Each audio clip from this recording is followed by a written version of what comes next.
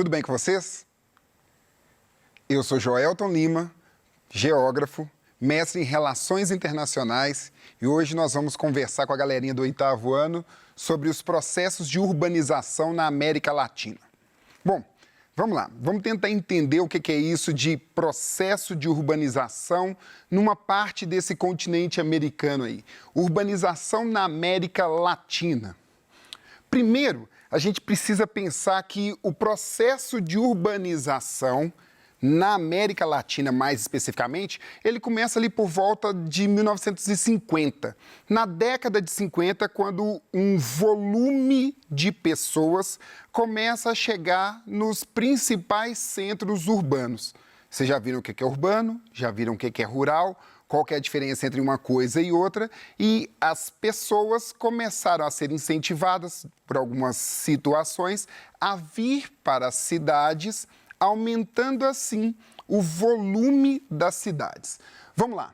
Urbanização dos países da América Latina se deu por alguns fatores. Primeiro, movimento migratório e aumento da concentração fundiária. As pessoas começaram a vir para cá, a vir para as grandes cidades, no Brasil, na grande maioria do Brasil, porque a terra começou a ser concentrada na mão de algumas poucas pessoas. O desenvolvimento da atividade industrial demanda muita gente. E isso fez com que as pessoas fossem estimuladas a deixar o interior e vir para as grandes cidades. Principalmente em países como México, Brasil, Argentina, depois Chile.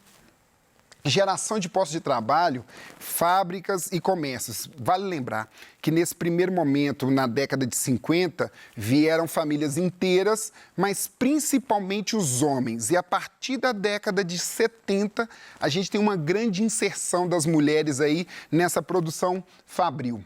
A modernização do campo é um fator que a gente precisa entender um pouquinho por que o campo ficar mais moderno aumenta ou interfere diretamente no processo de urbanização.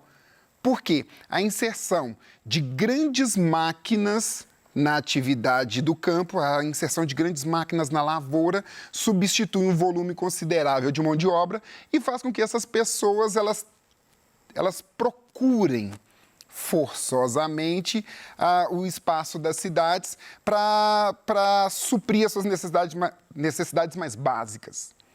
Pensa no seguinte também, o governo ele começa na década de 50, 60 e 70, nesse período de 50, 60 e 70, grandes obras no Brasil. Então, a construção civil ela demanda um grande número de trabalhadores. Pensa aí de quando é a construção, por exemplo, do Mineirão, do Maracanã, da Ponte Rio-Niterói, da Transamazônica. Esse grande volume de obras de construção civil faz com que seja demandado um número muito grande de pessoas que saem do campo e encontram oportunidade no ambiente das cidades. Se os países mais urbanizados da América Latina são México, Brasil, Argentina, Chile, é legal fazer inserção também de um país que vem tendo um grande crescimento de urbanização, que é a Bolívia. Eu não dei oi para o Hermes. Hermes, faz Bolívia aí para a gente ver. O grande crescimento urbano da Bolívia, principalmente em cidades como Cochabamba, com esse incentivo de migração de brasileiros, está vendo? A migração ela está sempre ligada a esse processo de crescimento urbano. O grande crescimento da Bolívia coloca a Bolívia aqui como mais um país com forte crescimento urbano. Os menos urbanizados dessa América Latina, Guiana e Guiana Francesa. A discussão se Guiana é ou não a América Latina fica para uma outra situação. E aí, dentro desse contexto, a gente consegue perceber a evolução das metrópoles, ou processo de metropolização. Você lembra lá do 6º ano, relembrado também do 7º ano, quando a gente conversou sobre o processo de conurbação. O seu professor de geografia conversou com você aí sobre conurbação. O que é conurbação?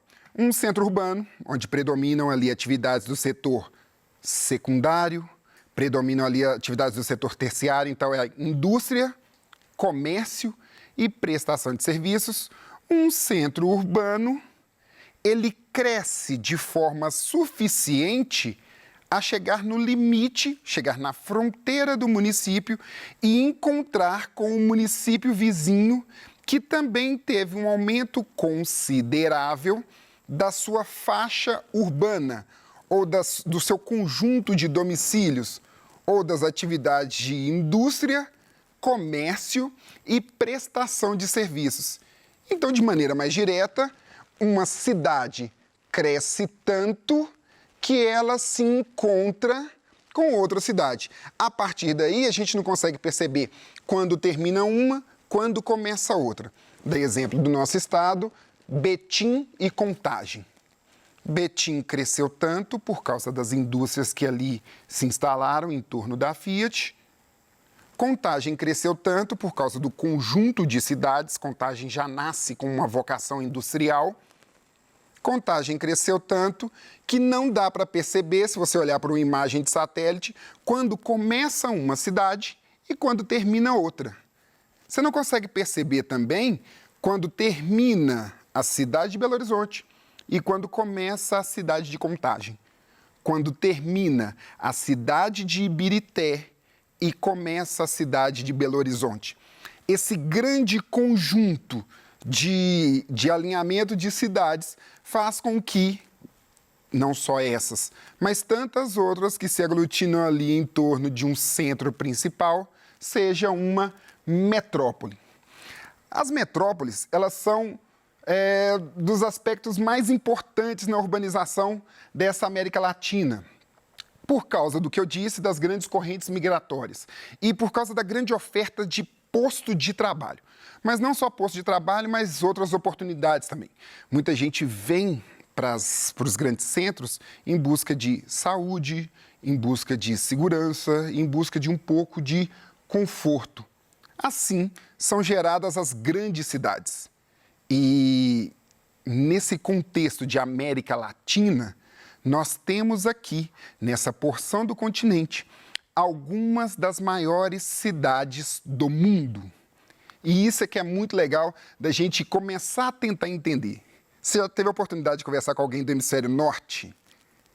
Sobretudo Canadá, Estados Unidos ou parte da Europa?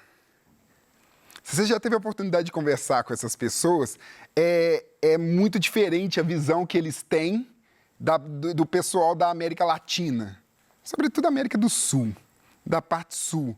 Porque quando você apresenta cidades com essas características, algumas pessoas elas se assustam.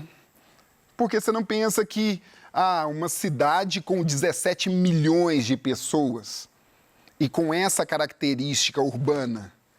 Dá uma olhada, Cidade do México, com todos os problemas que a Cidade do México tem, com todos os problemas ambientais que a Cidade do México tem, é uma das maiores cidades do mundo, Rio de Janeiro. E aí, para a gente ficar nas mais famosas, Rio de Janeiro, com todos os problemas, é também um grande alinhamento. São Paulo, olha lá, alguns estudos apresentam 22 milhões de habitantes.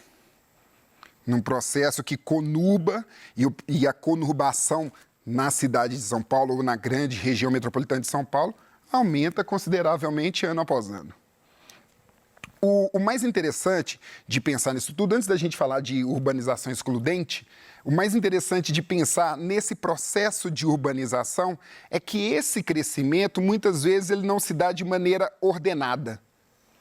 O crescimento é espontâneo, controlado ali, às vezes, pelos atores políticos, então, governo, município, estado, federação, tentam controlar esse processo, tentam subsidiar esse processo, orientando ali para onde vai em algum momento, para onde vai o crescimento urbano, Mas, na grande maioria das vezes, esse processo de crescimento, ele escapa do controle.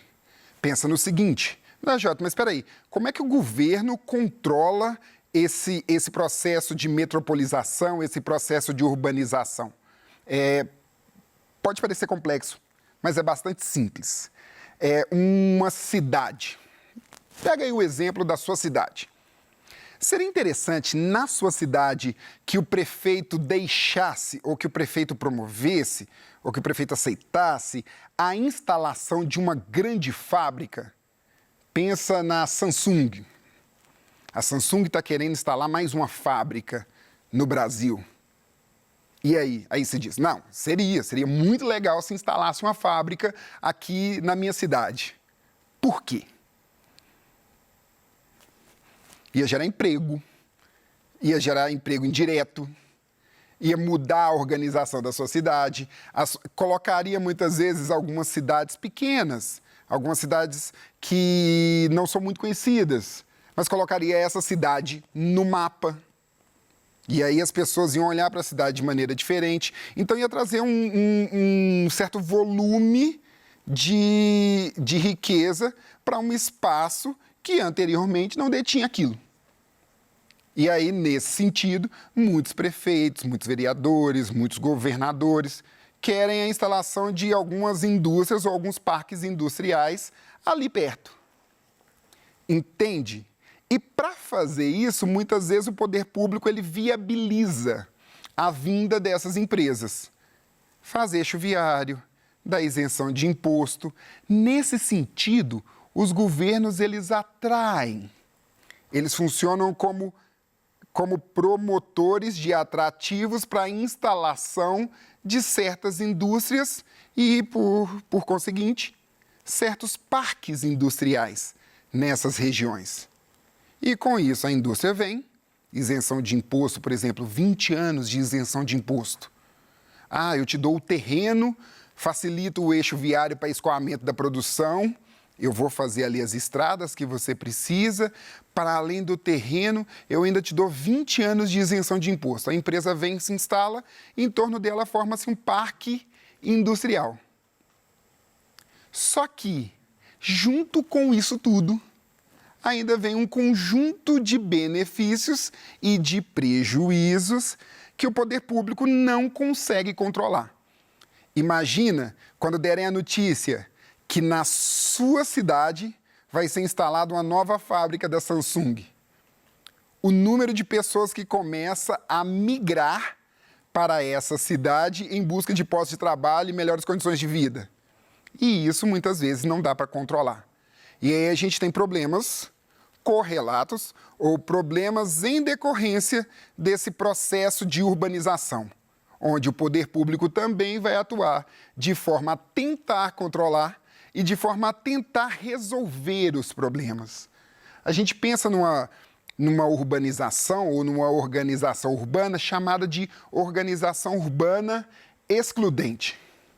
Na América Latina, ela ocorreu de forma desordenada, surgindo assim algumas áreas urbanas extremamente deterioradas, pois uma grande parcela da população ela não tem acesso a serviços básicos, não tem acesso aos serviços mais básicos desse conjunto ofertado.